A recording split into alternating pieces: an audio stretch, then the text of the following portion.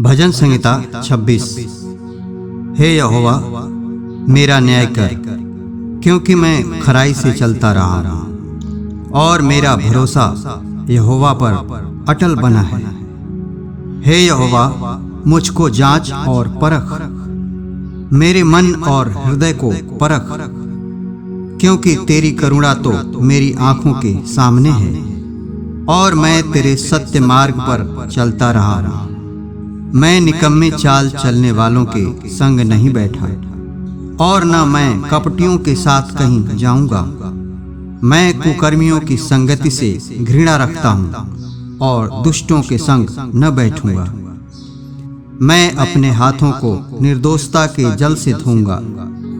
तब हे यहोवा मैं तेरी वेदी की प्रदक्षिणा करूंगा, ताकि तेरा धन्यवाद ऊंचे शब्द से करूं और तेरे सब आश्चर्य कर्मों का वर्णन करूं। हे यहोवा मैं तेरे धाम से, तेरी महिमा के निवास स्थान से प्रीति रखता हूँ। मेरे प्राण को पापियों के साथ और मेरे जीवन को हत्यारों के साथ न मिला। वे तो ओछापन करने में लगे रहते हैं और उनका दाहिना हाथ घूस से भरा रहता है। परंतु मैं तो खराई से चलता रहूंगा। तू मुझे छुड़ा ले और मुझ पर अनुग्रह कर। मेरे पांव चौरस स्थान में स्थिर हैं। सभाओं में मैं यहोवा को धन्य कहा करूंगा।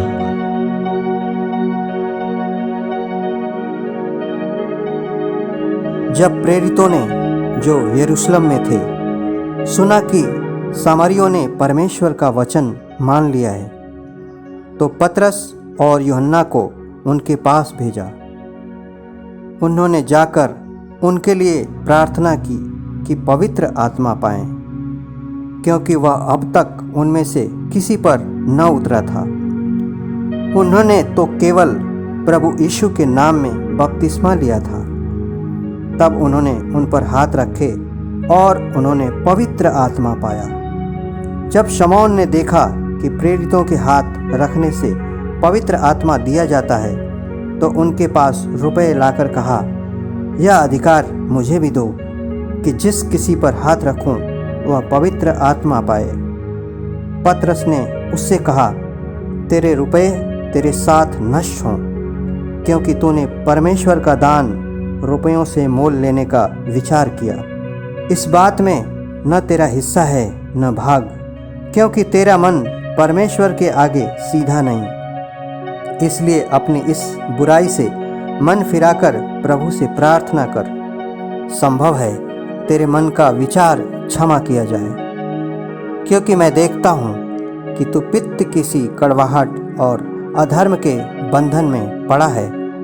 शमौन ने उत्तर दिया, तुम मेरे लिए प्रभु से प्रार्थना करो कि जो बातें तुमने कहीं उनमें से कोई भी मुझ पर न आ पड़े।